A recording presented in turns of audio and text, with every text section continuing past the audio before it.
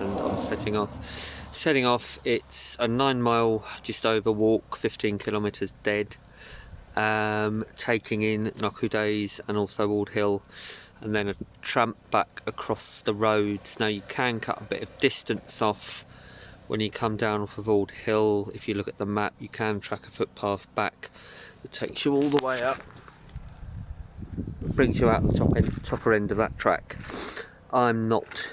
Didn't do that. I just went for the roads just to see what it was like. It's my first plotted route with outdoor active. I talk about that a bit further on, but yeah, it worked really well, and I have to say, I'm coming over to this from Viewranger, and I have to say, outdoor active on the web page, it's brilliant. It really is good for plotting routes to follow, and I do like the text to speak function. It doesn't do much, but it will bob up and tell you in certain places you've got to turn left in X amount of meters, or you're off route, or you're heading off route. The route's 30 meters behind you, at which point you can get your maps out or get the app out, have a check at where you're walking. And it could even be the fact that you've zigged and you should have zagged, and you've probably got genuine reason to zig, not zag, but it does tend to keep you right. So I hope you're enjoying the view of the River Beauly just down there, and the hills all beyond. I'm going to get back in the car and go home now, have a cuppa. Right, so here I am, I'm at the woods, just at the top of Beauly. You can see there, you got the top of the Beauly Firth and the rest of Easter Ross sitting out there, which is absolutely lovely. And I've just come off the ridge. So from the car park where I was in the video earlier, that will actually be in the video I'm shooting at the end, just to confuse me even worse. From that video, from that car park, you basically just follow the track.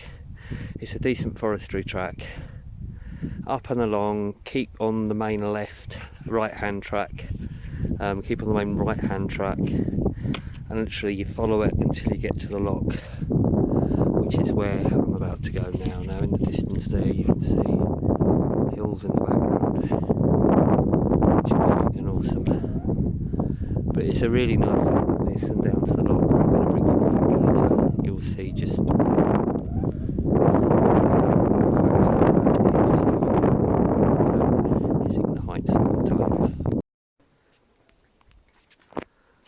and here she is, the wonderful Loch Nan Bomach. I've been here on several occasions over the years. I love it here. I've been here in winter, and if you have a look through on my Instagram, you'll probably, which I will put up here somewhere. I'll get my Strath Pepper Andy on Instagram, or you'll see that I've been here when it's just been frozen over, and I just love it here. I really do. It's another one of those spaces you think you might end up taking a camp out to, but I'm going further on than this. I'm not terminating here. I'm heading up one of the hills over that way, so I'm actually not going to linger. I'm going to keep pushing on over that way a bit and come back to you when I'm more there.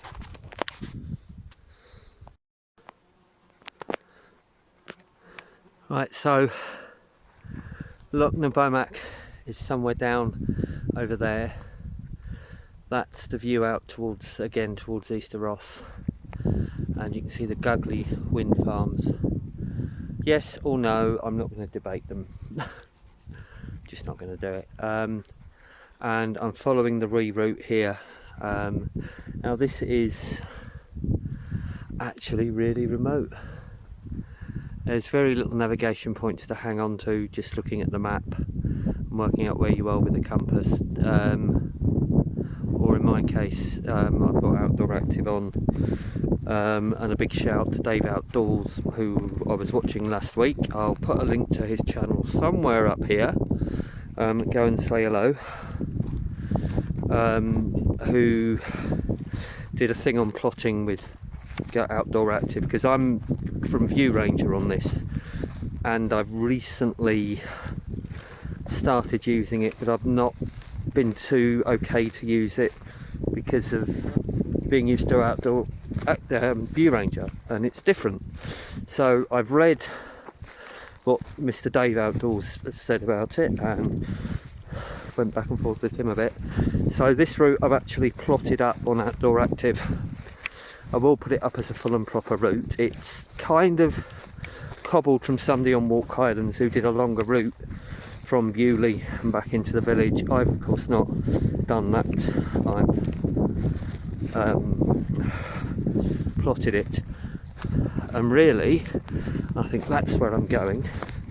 Really and truly, what you need to do with these apps is they don't substitute map and compass, but it's really good sometimes to have that little voice. And Outdoor Active, you've got a text to speak function to say you're on the wrong route, boy. And that's the point where you can check your map and look and go, ooh, yeah, you're right, I'm walking into the middle of nowhere. Done it a few times up here because there's multiple crisscrossing paths, fences to cross and all the rest of it. So you can see there, I'm pretty certain that's the one I'm heading for. And it's an absolute glorious day. You can see in the background, got some great views around. And Annie is there, as usual, being a little doggy. Right, now on the map it says I'm going to be crossing a stream soon, which is good and which is what I've planned for, mainly to get the thing out again and filter off some more water. That's the MSR trail shot, and my previous video, which will be up there folks somewhere or at the end depending on where I put it, shows me using it. It also shows me camping, which, because I've only got one day off, I'm not doing it tonight. It's a shame because I think it would be really good to get up there and camp on it. Thoughts and plans for another time maybe. Right, so I've just had to shinny over that fence because it's a major pain in the arse. And I'm now following, I've filtered a whole load more water just now out of that, and that I'm kind of targeted towards there and then up the hill behind it, so it shouldn't be long, I hope, and I'll be at the top. Right, so there was me totally wrong about that a bit earlier, but I'll cut that out. So I've made it there to the wind farm across the country, and my destination is just up there. Back to nice easy tracks again, and it's going to be good. Oh, look at the view. Look at that as you come over, you crest this rise. Just look at that, the sheer gorgeousness. Right.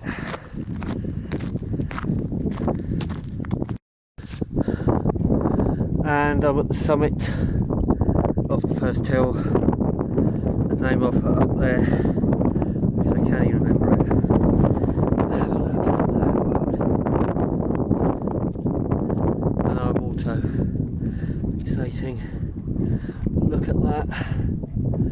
Views to die for. So you've got the Beauly Firth over there. You're coming round Black Isle, Black Isle, Black Isle, Easter Ross. Up there, that nice little ridge along there, along Glenglass and all the rest of it. Then you got the Withys, and then you're moving over in the Withys, and in the distance there you've got the Strathconan, and behind it Cnoc and things like that along that way. And then